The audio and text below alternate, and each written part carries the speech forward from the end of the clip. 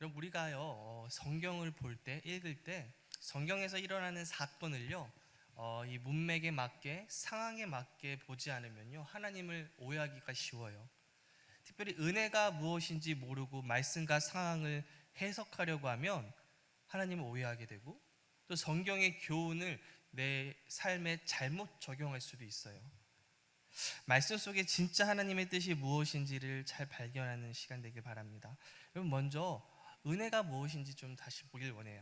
여러분 은혜는요 자격이 없는데 자격이 없음에도 불구하고 어떤 걸 하지 않았음에도 불구하고 그냥 거저 주시는 거예요. 어떤 행동의 대가로 주시는 것이 아니라 그냥 선물로 주는 거, 그게 은혜예요. 로마서 11장 6절을 보시면 이런 구절은 외우시는 것도 좋아요. 한번 읽어볼게요. 만일 은혜로 된 것이면 행위로 말미암지 않음이니 그렇지 않으면 은혜가 은혜되지 못하느니라. 새 번역에서는 이렇게 말해요. 은혜로 된 것이면 행위에 근거한 것이 아닙니다. 그렇지 않으면 그 은혜는 이미 은혜가 아닙니다. 우리가 예배를 드리고 말씀을 듣고 찬양을 할 때 드는 그 따뜻한 감정이 올라올 수도 있고요, 기쁠 수도 있고 감동, 그건요 은혜 받은 후에 은혜의 결과로 느껴지는 감정 같은 현상을 말하는 거지 그런 감정 자체가 은혜는 아니에요. 은혜는 자격이 없음에도 주시는 하나님의 호의예요. 그런데 많은 사람들이 마음속에 갖고 있는 은혜에 대한 이미지는요 거저 얻는 건 아닌 것 같아요. 자격 없는 자가 받는 것도 아닌 것 같아요. 만약 우리 중에 누군가가 예수님 당시 시대에 이스라엘로 간 거예요. 그 시대로 가서 길가에서 지나가는 그냥 보통 사람에게 이렇게 묻는 거죠. 당신이 생각할 때 하나님이 누구에게 사랑과 은혜를 가장 많이 줄 것 같아요? 묻는 거죠. 뭐라고 할까요? 서기관 아닐까요? 그 사람들은요 하루 종일 말씀 연구하고 말씀을 가까이 하더라고요. 또 바리새인 아닐까요? 그 사람들은요 누구보다 철저히 율법을 지키더라고요. 여러분 오늘날도 크게 다르진 않을 거예요. 누가 가장 하나님께 은혜를 많이 받을까요? 하면 신앙생활 열심히 하고 기도 많이 하고 하나님이 뜻대로 살려고 발버둥 치는 그 사람 아닐까요? 그런 생각이 들죠. 지금 그렇게 신앙생활 하는 게 나쁘다는 게 아니에요. 우리 모두가 그렇게 되길 저는 원해요. 다만 지금 은혜를 받는 조건에 대해서 나누는 거니까 이해하면서 좀 들어주세요. 그럼 복음서를 한번 생각해 보세요. 누가 예수님께 은혜를 받았죠? 죄인이 받았어요. 세리, 창기, 병든 자들, 그들이 와서 예수님께 은혜를 받아요. 우리는 바리새인, 서기관들은 나쁜 사람, 욕심 많은 사람, 기득권을 챙기는 위선적인 사람이라고 생각하는데, 근데 성경은 그렇게, 왜냐하면 성경 그렇게 써 있으니까요.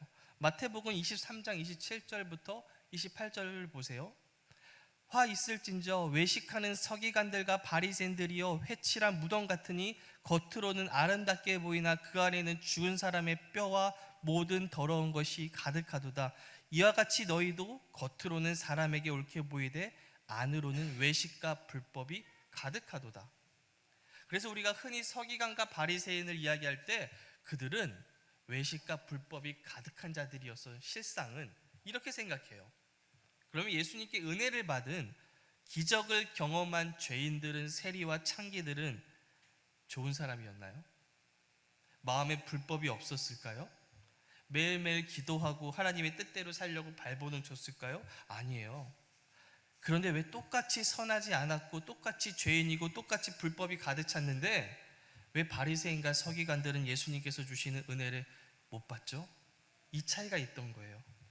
바리새인과 서기관들은요 스스로를 하나님께 은혜 받을 만하다고 여겼어요. 인정받을 만한 자격이 있다고 여겼어요. 표현은 안 했겠죠. 하지만 그 마음 깊은 곳에 그 마음이 있었어요. 왜냐하면 이 사람들 정말 열심히 살았어요. 정말 열심히 기도했고요, 정말 말씀 보고 정말 구제도 많이 했어요. 누가복음 18장 11절 보세요.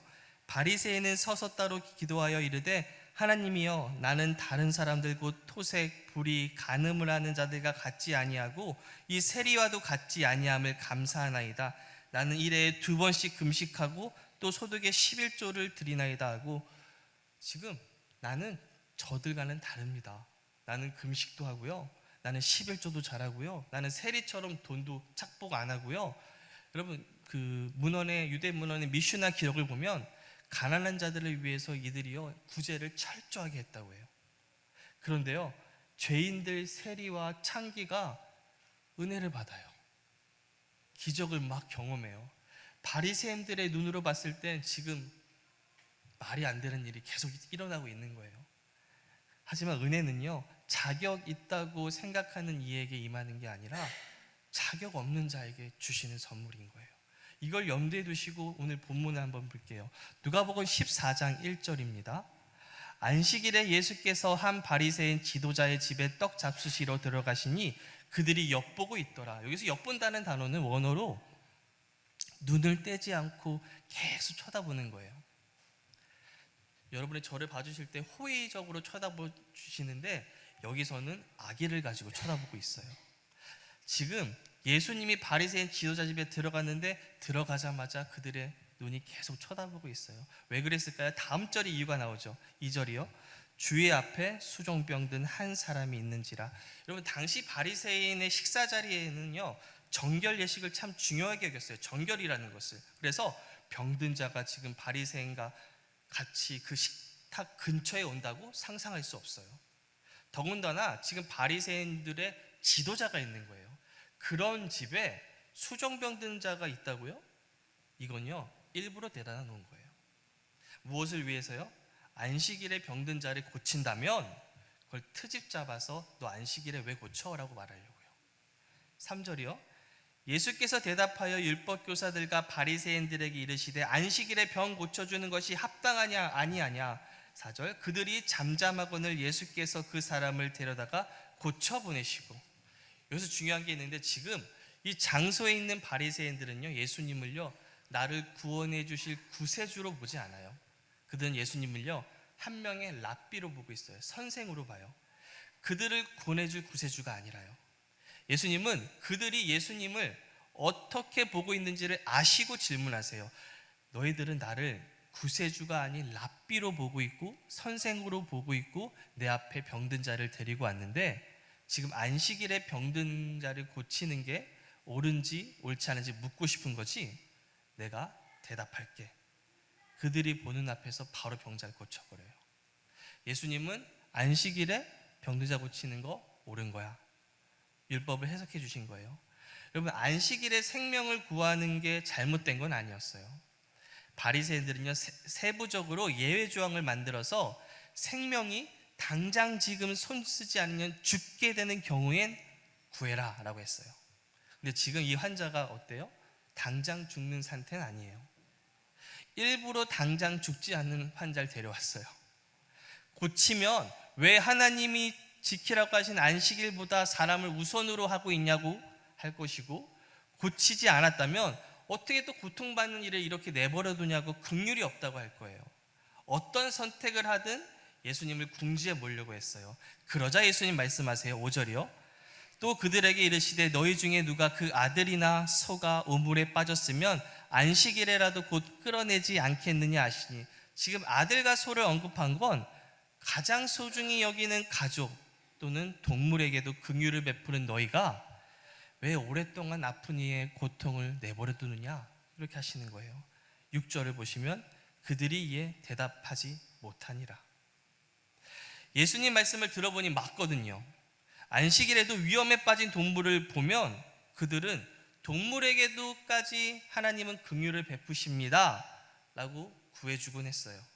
지금 사람의 고통 가운데 있는데 내버려 두자는 게 말이 안 되거든요. 7절 보시면 청함을 받은 사람들이 높은 자리 택함을 보시고 그들에게 비유로 말씀하여 이르시되 내가 누구에게나 혼인잔치에 청함을 받았을 때에 높은 자리에 앉지 말라. 그렇지 않으면 너보다 더 높은 사람이 청함을 받은 경우에 저와 그를 청한 자가 와서 너더러 이 사람에게 자리를 내주라 하리니 그때에 내가 부끄러워 끝자리로 가게 되리라. 청함을 받았을 때에 차라리 가서 끝자리에 앉으라. 그러면 너를 청한 자가 와서 너더러 벗이어 올라 앉으라 하리니 그때에야 함께 앉은 모든 사람 앞에서 영광이 있으리라. 예수님은 다시 주제가 다른 이야기를 하세요. 어떤 잔치에서든 초대를 받으면 가장 낮은 자리에 가서 앉으라는 거예요. 만약 높은 자리에 앉았는데 주인이 와서 죄송한데 이 자리 다른 사람 자리라고 하면 창피하잖아요. 반대로 낮은 자리에 있다가 주인이 와서 왜 여기 앉으세요? 오세요 하면 영광이 있다는 말씀이에요. 11절 무릇 자기를 높이는 자는 낮아지고 자기를 낮추는 자는 높아지리라. 여러분 예수님은요 말을 한 번도 허투루 하지 않으세요. 왜 갑자기 뜬금없이 무릇 자기를 높이는 자는 낮아지고 낮추는 자는 높아지리라 하실까요? 지금 바리새인 집에 초대된 사람들이 뭐하고 있는 거예요? 다들 높아지기만 원하는 거예요. 즉 예수님을 초대한 것도 그 이유예요. 안식일에 병든 자를 고치게 해서 예수님은 안식일을 어기는 자라고 말하고 싶었고, 또 동시에 이 지도자는 난 다른데요, 나는 목숨 걸고 하나님 말씀 율법을 지키는 사람입니다. 여기 있는 예수님은 타협하지만 나는 타협하지 않아요. 하나님이 나는 인정합니다. 그걸 말하고 싶었겠죠. 그래서 결국 지금 이 바리새인의 집에서 은혜를 받을 수 있는 사람은 한 명밖에 없었어요. 누구예요? 병자예요. 수종병 걸린 병자예요. 자격이 없는 자만 은혜를 받았어요. 예수님은 또 잔치에 참여한 사람들에게 큰 잔치의 비유를 설명하세요. 그 디테일은 제가 설명하지 않겠어요. 지금 그 잔치에 종을 보내서요 사람들을 부르는데요, 다 핑계를 대고 오지 않아요. 당시 근동 지방의 잔치 문화는요 초청을 2번 해요. 첫 번째는 날짜와 장소를 알려서 너 올 거야? 참여 여부를 물어요. 온다고 하면 이제 날짜가 되어 음식이 준비된 후에 하인을 보내서 이제 오세요 라고 말해요. 여기에 14장에 나오는 이 비유에서는요 2번째로 보내는 장면이에요. 왜냐하면 이제 모든 것이 다 준비됐습니다, 오세요라고 말하는 장면이에요. 그렇게 사람을 불렀는데 온다고 해놓고 핑계대고 않아요. 모든 음식과 화려하게 꾸며진 장소며 다 준비가 됐는데 갑자기 거부한다는 건 당시 문화상 주인에게 모욕을 끼치는 거예요. 그러자 누구를 초대하죠? 가난한 자, 불편한 자, 몸이 맹인들, 다리 저는 자들이요. 여기서 베푸는 잔치는 유력한 자가 베푸는 잔치예요. 당시 잔치를 베풀면 초대받는 사람의 조건은 다시 똑같이 되갚을 수 있는 사람을 초대해요. 그들만의 리그예요. 그게 초대돼 받는 사람의 자격이었어요. 그런 의미에서 가난한 자들, 몸 불편한 자들, 맹인들은 초대받을 자격이 없어요. 왜냐하면 갚질 못하잖아요. 하지만 초대를 받았어요. 이게 은혜예요. 자격이 없는 게 은혜예요. 이 말씀을 하시고 식사를 마치시고 바리새인 집 밖으로 나가세요. 그리고 밖에는요 수많은 무리가 있었어요. 25절이요. 수많은 무리가 함께 갈새 예수께서 돌이키사 이르시되, 당시 많은 무리가요 예수님께로 막 와요. 각자 예수님께 오는 이유가 다 달라요. 어떤 사람은 병 고침 받고 싶어서 오고요, 또 오병이어 같은 기적을 경험해서 배부르고 싶은 사람도 오고, 로마의 압제에서 해방시켜줄 그런 지도자를 원해서도 왔어요. 그러면 여기 무리는 그 중에서 어떤 무리일까요? 다음 절을 보면 나와요. 26절이요. 물은 내게 오는 자가 자기 부모와 처자와 형제와 자매와 더욱이 자기 목숨까지 미워하지 아니하면 능히 내 제자가 되지 못하고. 여기 무리 중에서 지금 저를 제자로 삼아주세요 라고 말한 사람은 없어요. 그런데 갑자기 무리를 보시고 무리를 파악하시고 내 제자가 되지 못한다 라고 하세요. 왜냐하면 바로 그들의 마음속에 예수님처럼 되고 싶은 마음을 본 거예요. 예수님처럼 유명해지고 싶고 기적을 행하고 싶고 높아지고 싶은 그 마음을 본 거예요. 여러분, 당시 이스라엘의 그 선생이 된다는 건, 랍비가 된다는 건, 그의 제자가 된다는 건 이런 개념이에요. 당시 수백 수천의 랍비가 있었는데 제자가 무엇을 해야 하냐면, 제자는요 선생님을 섬겨야 돼요. 그리고 선생님을 가장 우선으로 둬야 돼요. 선생님이 가는 곳마다 제자는 따라가야 돼요. 선생님이 머무는 곳에 제자도 머물어야 돼요. 제자는요, 제자의 목표는 선생님의 가르침을 받고 선생님을 모방해야 되고요, 흉내내야 되고 완벽히 복사하는 수준까지 가야 돼요. 심지어요, 신발끈을 묶을 때 오른쪽을 먼저 묶는지 왼쪽을 묶는지 그걸 쳐다보면서 그렇게 똑같이 따라했어요. 그래서 선생님처럼 되는 것이 제자의 목표예요. 완벽하게 모방하는 거예요. 이게 바로 당시 이스라엘 사람들이 이해하고 있던 제자와 스승의 개념이에요. 그래서 이 무리는 예수님의 제자가 되어서 예수님처럼 되고 싶었어요. 기적을 일으키고 당대 유명한 랍비의 율법 해석을 능가하는 지혜를 갖고, 그래서 수많은 사람들이 지금 예수님을 주목하고 있는데 내가 그분의 제자가 된다면 나도 저렇게 될 수 있지 않을까? 그 생각이 있던 거예요. 27절이요. 누구든지 자기 십자가를 지고 나를 따르지 않는 자도 능히 내 제자가 되지 못하리라. 26절, 27절 반복되는 표현이 있어요. 내 제자가 되지 못하리라. 제자는 선생님의 가르침을 받고 선생님을 모방하고 흉내내고 완벽히 복사하는 수준까지 되어서 선생님처럼 되는 게 제자예요. 그래서 너희가 나처럼 되려면, 이것의 다른 말이 뭔지 아세요? 너희가 나의 제자가 되려면, 그 뜻이에요. 그래서 제자 이야기를 지금 일부러 꺼내신 거예요.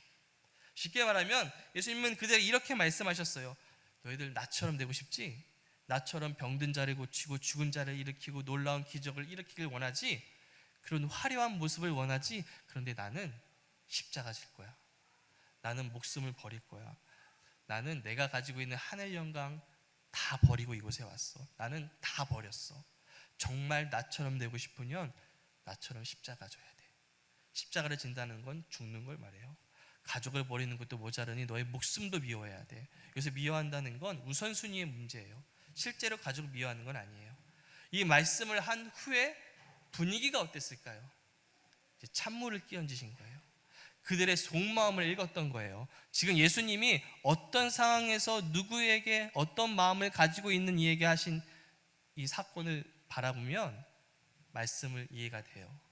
자신도 예수님처럼 될 수 있다는 생각하는 무리들에게, 자신도 예수님처럼 놀라운 능력을 갖고 싶다는 무리들에게 예수님은 나처럼 사는 게 정말 무엇인지 알려주는 거예요. 십자가를 지고 자기를 부인하고 무엇보다 하나님의 뜻을 우선으로 두는 거죠. 예수님의 기적을 일으키는 그런 화려함만을 원하는 무리들에게 정말 예수님처럼 산다는 게 무엇인지를 알려주셨던 거였어요. 저도 예전에 이 제자의 삶을 살기 위해 정말 노력했어요. 오랜 기간 병으로 누워있던 아버지를 보면서 하나님 마음에 들기 위해서는 예수님이 이 누가복음에서 말한 저런 제자가 돼야 되는구나. 노력하고 또 노력해요. 그래야 하나님께 사랑받고 기적을 경험한다고 생각하니까요. 가족보다 하나님을 사랑하기 위해서 노력하고요. 조금이라도 마음속에 가족이 하나님보다 가족을 더 사랑하는 것처럼 느껴지면 죄책감을 가져요. 그렇게 그걸 끊어내려고 해요. 그런데 아파 계신, 누워 계신 부모님을 보면 그게 또 잘 안 돼요. 불쌍하고 치근해 보여요. 그럼 또 내 자신을 자책하게 되죠. 난 참된 제자가 빨리 돼야 되는데. 그런 과정을 통해서 하나님이 알려주셨던 것 같아요. 어떻게 제자가 되는지를요. 제자는요, 뇌물로 되는 게 아니에요. 제자가 되는 것은요, 먼저 내가 예수님을 믿은 후에 누구인지를 아는 것에서부터 시작해요. 바로 하나님의 사랑받는 자녀라는 걸 아는 것부터요. 특별히요, 여러분, 내가요, 예수님께 사랑받는다는 걸 아는 게 중요해요.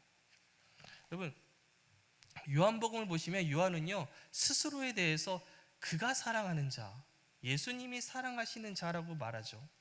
그래서 많은 성도님들이 예수님이 가장 사랑하는 자로 생각하면 요한 아닐까요? 왜냐하면 그가 사랑하시는 자라고 말하잖아요 라고 생각해요. 정말 예수님이 요한만 가장 사랑하셨을까요? 편애하셨나요? 저는 아니라고 믿어요. 예수님은 그분의 제자를 똑같이 사랑하셨을 거예요. 그런데 왜 요한복음은 요한을 가리켜 구체적으로 예수님이 사랑하는 자, 그가 사랑하는 자라고 할까요? 답은 간단해요. 이 요한복음은요, 요한이 썼거든요. 이 말은 요한이 생각하는 예수님은 저분은 날 사랑해 주시는 분이야, 이렇게 인식하고 있던 거예요. 그래서 요한은 자기 자신을 바라보면서 나는 저분이 사랑하는 사람이야, 나는 이렇게 사랑받는 제자야, 이런 정체성을 가지고 있었어요. 이렇게 내가 사랑받고 있다는 걸 아는 게 얼마나 중요한지 예수님은 마귀에게 광야에서 시험 당하셨을 때 한번 보세요. 마태복음 4장 1절을 보시면 그때에 예수께서 성령에게 이끌려 마귀에게 시험을 받으러 광야로 가사, 여기서 나오는 그때가 언제인 줄 아세요? 예수님께서 세례 받으시고 하나님께서 이 말씀을 하셨을 때예요. 마태복음 3장 17절이요. 하늘로부터 소리가 있어 말씀하시되 이는 내 사랑하는 아들이요 내 기뻐하는 자라 하시니라.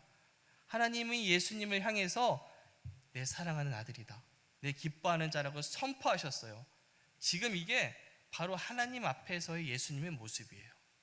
지금 예수님은 아직 사역 시작도 안 했어요. 그런데 그런 어떤 성취도 없어요. 그런 것과도 상관없이 하나님은 아무것도 안 했지만 이는 내 사랑하는 자다. 하나님은 우리도 그렇게 보세요. 아무것도 이룬 것 없이 성취가 없어 보여도 그것과 상관없이 우리를 사랑하는 자녀로 보세요. 그 예수님이 40일 40밤을 금식하시고 줄이실 때 마귀가 예수님께 다가 이렇게 말하죠. 마태복음 4장 3절이요. 시험하는 자가 예수께 나와서 이르되 네가 만일 하나님의 아들이거든 명하여 이 돌들로 떡덩이가 되게 하라. 마귀가 어떤 말을 빠뜨렸죠? 뭘 빠뜨렸죠? 그냥 하나님의 아들이라고 해요. 사랑하는 이란 말을 빼요.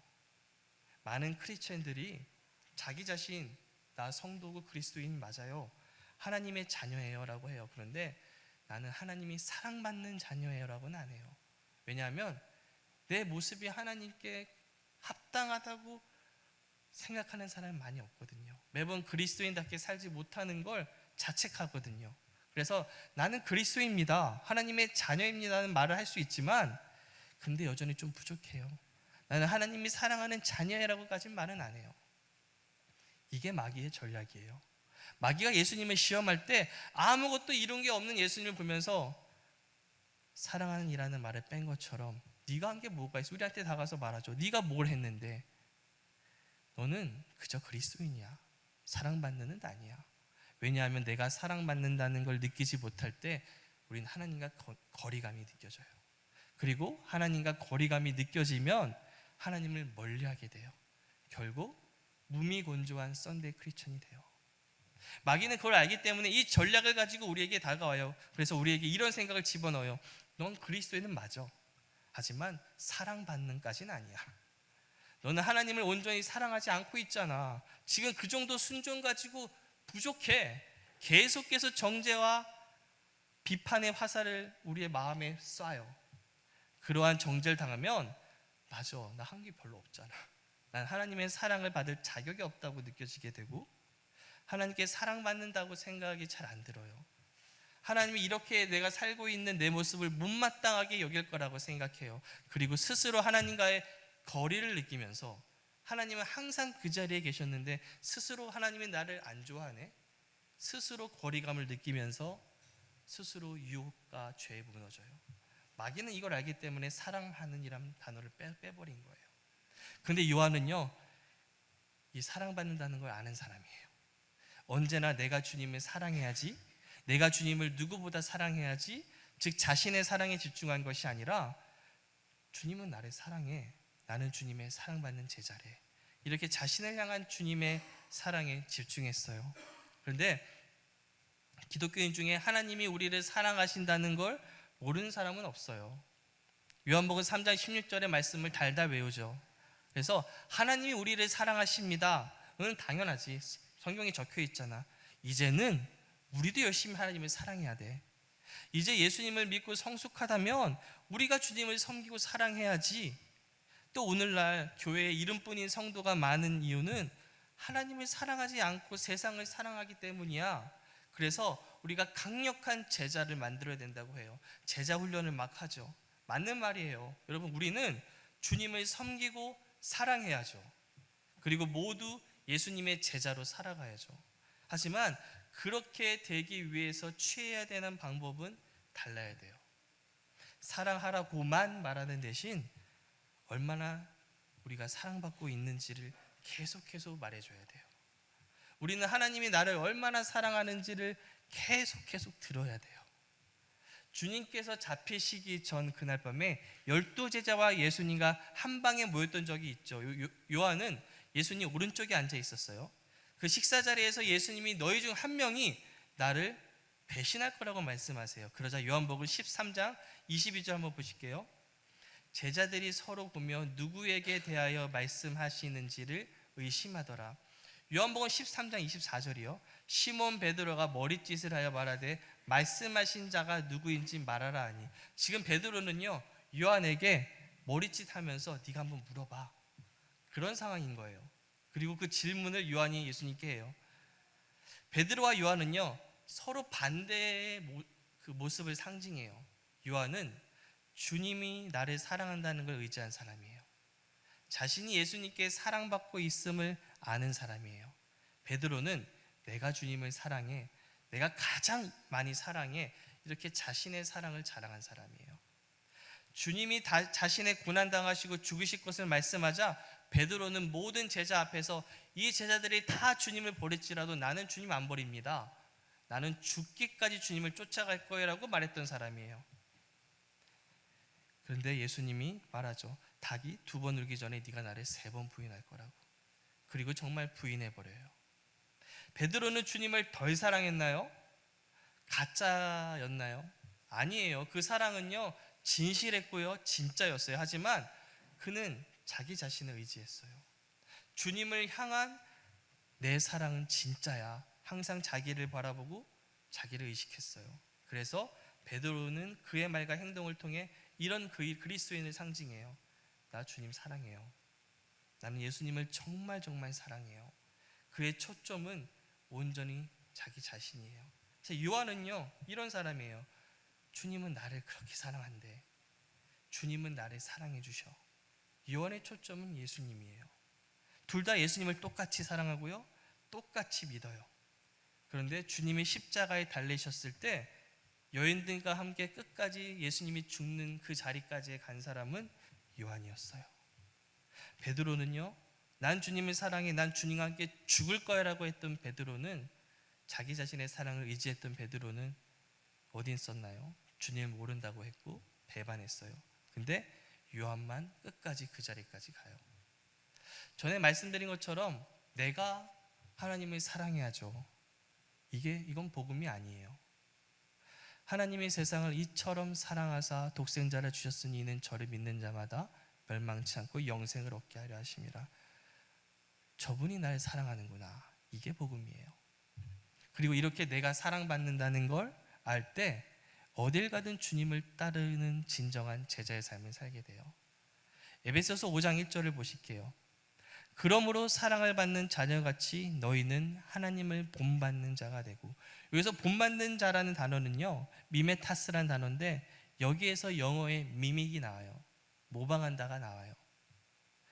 똑같이 따라한다는 뜻이에요. 여러분 아까 제자는 누구라고 말씀드렸죠?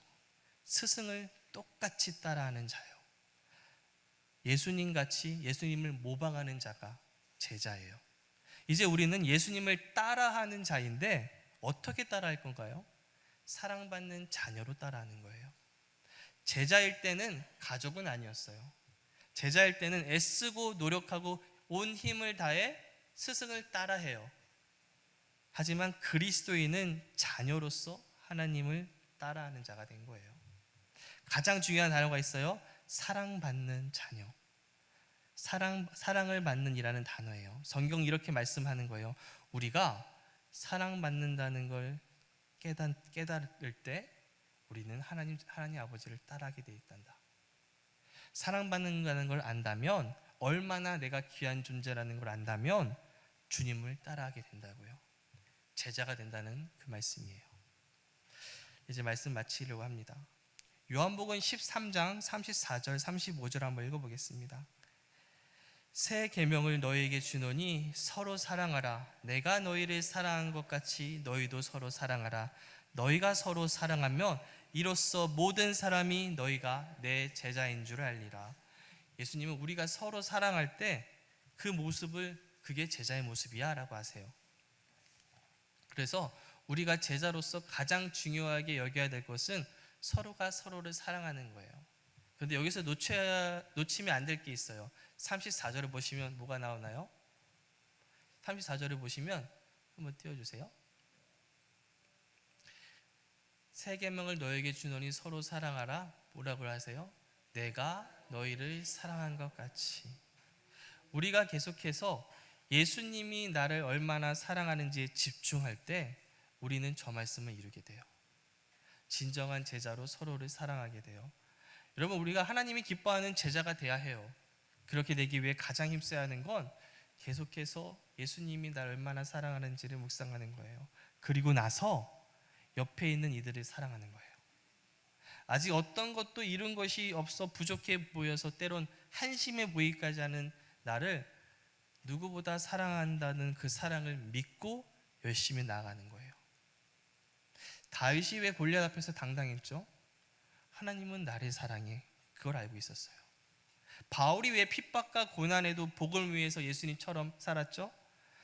누구보다 바울은 이걸 아는 사람이에요. 저분은 날 위해 죽으셨고 나를 사랑해. 하나님의 사랑받는 자녀가 된다는 건 제자의 하위 개념이 아니에요. 오히려 제자가요, 하나님의 자녀 안에 포함되는 개념이에요. 당시 제자라는 개념은 엄청 많았어요, 여러분. 당시 이스라엘의 이 제자와 랍비와 선생과 제자의 개념은 너무 흔했어요. 그런데 하나님의 사랑받는 자녀라는 개념을 도입해 주신 거예요. 우리가 이걸 알 때 제자는 자연적으로 이루어져요. 그러면 우리는 제자의 삶을 살게 되실 거예요.